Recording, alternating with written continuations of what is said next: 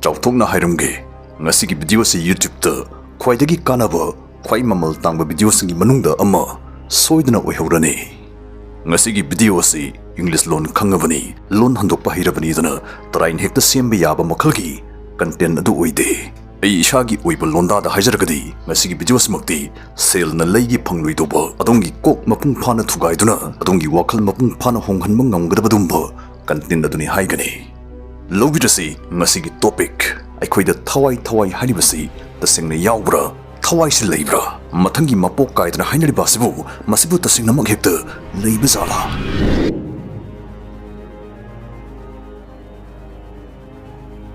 aikhoina manglingai manungda taibang study sungoi oithoklaroi dobo kya kudamoina koipai paiba sikraba misinga wari batai shanaramba yongningba mafumda fatfat ke yobasi masedum dawi ngami oithui sigum basing se ikuna makeup thora kanda to oiroi paroi do bani khallagasu lauragasu manglingai manung adudari taibanga chap manana normal oina dum phawi tasengna phawba dunani manglakna ba haidana amal leram libasisu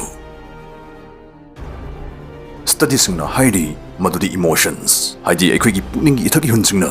genetic mutations thon mangami haidi aikoi na mioiba oina oirak puklakpagi machatta honghalakpa ngami haibani Matangsta yam interesting oribadi aikhoina manglingi da thokpa pukningi thaki hunsingnasu sigi genetic mutation asi thohan badum ngammi haidi masina ta I madudi aikhoigi lutongna saba mapal thong yaksangasna mangsi masi aseng manate lawjaragasu aikhoigi conscious mind masana masa khangjabagi shakti leraba aikhoigi pukning wakhalasna di manglansi atopa taibang amagum phauri haibani Howsik aikhoina tangai fatana puslaktaba yadaba amagasu leire near death experiences Mostly India ki ahanba manamathum chawna amadi promotions kya piriba sports and gaming platform ne Madhumita Sarkarna Mostplay gi brand ambassador oiri Mostplay na IPL 2024 gidamak bumper prizes kya pitharakli join tawslaga dongi apamba team galoina na daw yengba dum yarani sigi thasi gi oina sports ta 100% deposit bonus piri haidi lising amadi deposit tawmatam da lising amadum phangani haibani sitana ta deposit tawmatam da dum lemna thanaba 5000 amaga su pirakani Mostplay app download tawbaisu mukhoina 200 bonus piri aduga Facebook ta dumna review ibaisu mukhoina 200 bonus adum piri anisi punsilaga su sida dumna phangba yaba 400 laikhre register tawra refer to wisu mukhoina 1200 p birthday bonus adana mukhoina rupees 2000 amaga su piri promo code free 150 sisinabda lemna thanaba 150 amaga su phangni siga loina na lemna thanaba 150 amaga su pirakani masda su puna 300 leijakhre Mostplay na IPL match sing adongi phone da HD quality da lemna yingsu yahalli masna thoidok hindok experience amdi adumda soidana pirani sida mana laina thoibi yaba aviator su yauri aduna lemna thanaba 150 du phangna register to biro link comment section dagi bigani Mostplay ga loina na handaki IPL si manamathum yam thoibo ibiro maram ama hekta dagi aikhoina mihul thon ka selepslak chanana sibuga manaba chirabatan jastai khoina angakpa taibang amagasu haktheng nei madudi mangsu nataba taibang su nataba anauba topa taibang ama adumna bhap tabda lainaba sigi taibang si sige tormaga sining chute hingobusing na thingnabdugumba sining chitki taibang haina hekta haijarage aikhoina manglingai manungda hakthengnaba taibang amadi sigi sining chute hingorabasingdana thingnaba sining chitki taibang sigi taibang animak asna human consciousness haidi aikhoigi thawai mi sigi matangda yam maru oiba ingit kya ama mabani na piri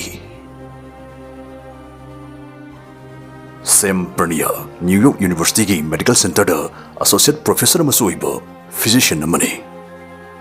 mana ana laingi sinpham masda leibnina anaba kya amna sigi sining chitki taibang si hakthengnaba mana thengnakhi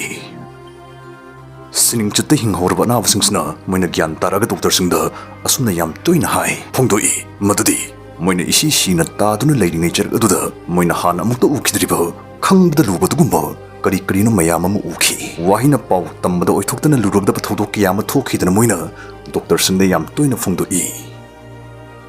moina phongdorpasta amaga chinhai chap manaba haidi sining chitki taibang natraga near death experiences asigi magi yam maruiba masak singni haiba yabadgumba masak mari yauri number 1 moina isi sina taraga leiringi jerktudaida moini yana na hakthengnabasi moigi pukning wakhal haigera moigi conscious mind haigera moigi thawai mi haigera masna moigi hakchangdagi khaidoraktuna paikhalakpasi masna ihan hana tawi hairi moigi pukning wakhal na moigi hakchang dagi paikhalakpagi phibam mataw ase sumoina adum ujabasu phangi hairi moigi akoiva even prithvi siba moina mathaktagi nongthaktagi yengtarpagum utharpasu ngammi hairi sumdori basi ahan badadi hallucinations haidi serana na uba taba phawbu oigani dana longnarui khanarui adubu cardiac arrest tawduna nghaktang sirabaga manaruruba nupa amana mana siningchitki taibang near death experiences tagi urapni haiba magi mathangi kada taba doctor amadi nursing gi masak mong amadi phibam butising haitharak padudi loina chumki chanaki even yumthakta leiba pochaising gi maramda faw yam marik chumchumna hairakhi angakpani matangstagi aikoina nainaba hoba yari madudi siningchitki taibang asi masi sharana uba taba phawba natte aduga aikoigi pukning wakhalsna aikoigi thawai misna aikoigi akoiba aikoigi environment asi aikoigi hakchanggi mapal tangda marumdum mathantana sotum uzaba phawjaba ngammi haibase aikoina khangjinba nainaba yare siningchitki taibang hakthengnarbasingna phungdurukba ani suba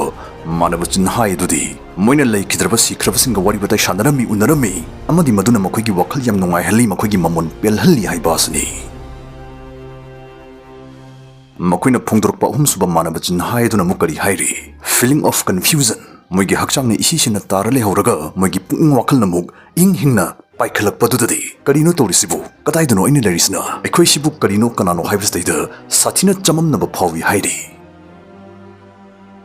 makoina phungdurukpa manaba marisuba chinhai adudi siningchit taibangstagi moina asingba taibangstaida hanjalakpa mitkupta moigi masada amukta phawkidriba makhalgi freedom apha apun amata yaudraba karigumba amatana yetraba moina punsigi kawbu ngamloida budumba ining ikha tambagi yam saphu kanba ihulamasu phawi hairi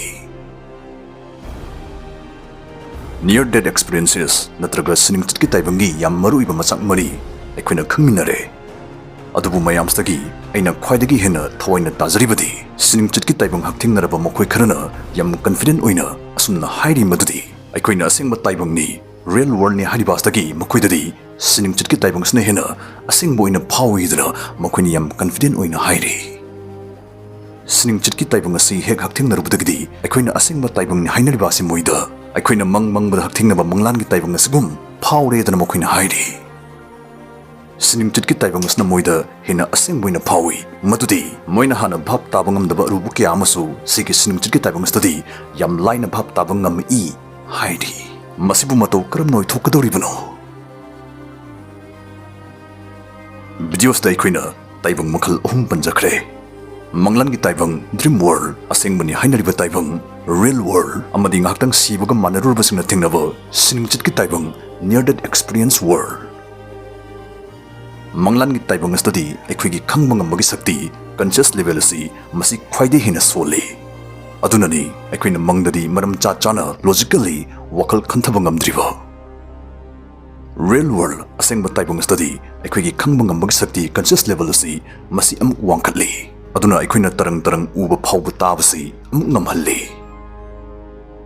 aduga siningchitki taibang near death experience world study aikoigi khangba ngambagi sakti conscious level asi masi amukke na wangkhat khibana real world aikoina khangba ngamdaba bhap taba ngamdaba singfau laina bhap taba ngamuk poigani dana hiramsigi thisluisingna hairi adubu aikoigi khangba ngambagi sakti level of consciousness daga khenaba lehlami basimakti masi karimaknadi hek thokli bazano Thawai Tasengna Leibra Mathangi Mapok Tasengna Leibra lei haibagi angkana kari wahangsing asigi pakhum ani suba video da soidna pura klak sake ani suba saruk thuna puthokpa pami basingna video sekeling soidna share to biramo